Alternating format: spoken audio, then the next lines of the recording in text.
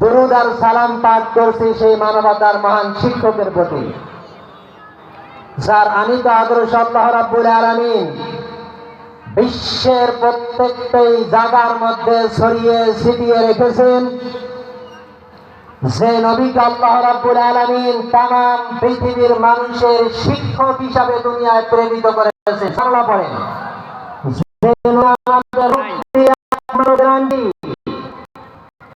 যে নবীকে মেনে নিতে পারলে জীবনের সমস্ত গুনাহ মাফ। সুবহানাল্লাহ। সেই নবীর প্রতি আমরা দুরূদ পড়ে নিচ্ছি সাল্লাল্লাহু আলাইহি ওয়াসাল্লাম। সম্মানিত উপস্থিতি, আমি আমার খুতবার শুরুতে সূরা আলে ইমরানের 133 নম্বর আয়াত আমি তেলাওয়াত করেছি। এখানে আল্লাহ রাব্বুল আলামিন বলছেন, আল্লাহ পাক বলেন, ওয়াসারি'উ ইলা মাগফিরাতিন মির রাব্বিকুম ওয়া জান্নাতিন আরদুহা আস-সামা